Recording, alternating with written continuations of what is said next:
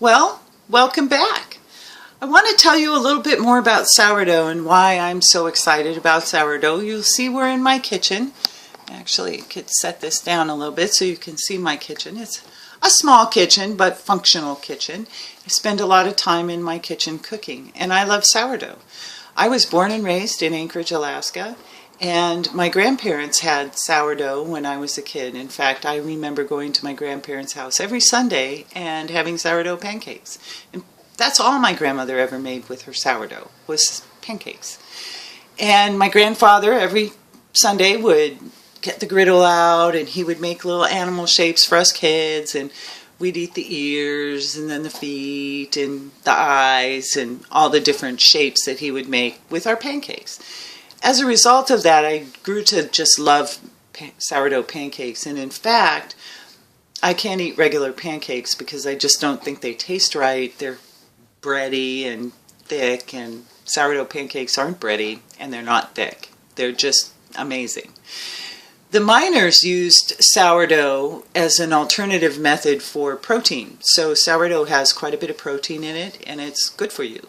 It also is very versatile in the sense that you don't have to carry yeast around, you don't have to worry about warmth or anything like that, because sourdough grows, and it does get more dormant as it gets cooler, but it grows and it stays alive. And so you can put the sourdough in a bag of flour. They would often carry it with pots and then keep the pot up by the stove. And it was a small, easy, containable way to carry sourdough. I do a lot more with sourdough than my grandmother did. So I make cookies, I make cakes, I make pie crusts with my sourdough. I've made sourdough croissants, which are amazing, although the process of laminating bread is a little bit laborious, but the end product was worth every moment of laminating my bread and letting it rise. I make sourdough cinnamon rolls. I've made sourdough cupcakes. So I use sourdough in a lot of different ways, and I'm always game to try different recipes for my sourdough because I just really like sourdough. I love my sourdough pie crust. I found that about a year ago. It is amazing. It makes a great pie crust that holds up well, but is still really flaky. The apple turnovers that I make and the meat turnovers, the meat pies that I make with that, are absolutely amazing. I use my sourdough pie crust to make homemade pot pies, and I make chocolate chip cookies with sourdough. I haven't made a regular batch of sourdough since I started making chocolate. I haven't made a regular batch of sourdough of chocolate chip cookies since I started working with sourdough. And now I only ever make sourdough chocolate chip cookies. They're really good. They're amazingly good. That's what we'll be doing today, is making sourdough chocolate chip cookies. I'll also give you some more. You've had a lot of information about sourdough, talking about the sponge, talking about a starter. I also provided some written information about when sourdough might go bad and what sourdough looks like.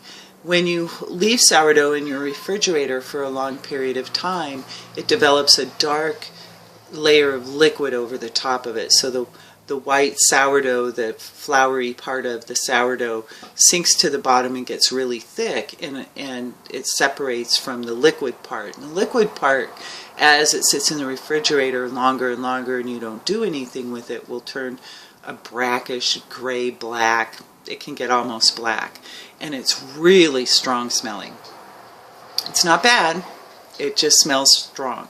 Some people actually pour that off and refresh their sourdough by creating another sponge, and you may have to do that sponge, throw half of it away, put more flour and sugar and water in there until you get it right.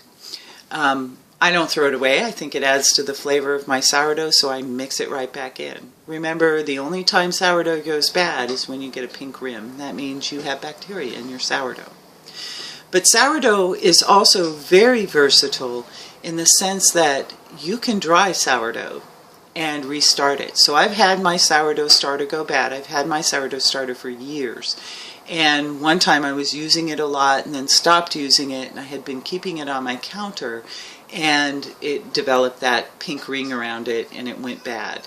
And so I threw that away. But I had dried sourdough from leftover sourdough that I wasn't using for a recipe or something like that. You just lay it out on some parchment paper on a cookie sheet, stick it in your oven for a couple of days. It'll dry really hard, and you just break it up into little pieces, and then you can reconstitute it. So today I'll show you a video of how sourdough should look for the starter, what it should look like.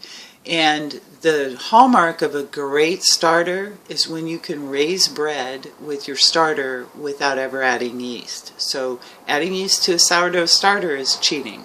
I will do that sometimes, but it is cheating. So they say, the true diehard sourdough bread makers. But I will add yeast sometimes if I want it to rise really quickly, because it does take almost twice as long as regular bread to rise.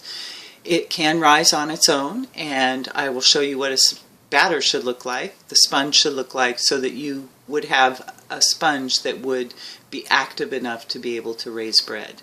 So let's get started. I'm going to show you bits and clips. I'm not going to walk you through the whole process because I just don't think there's a need to do that. So let's get started, and I'll see you as we move along.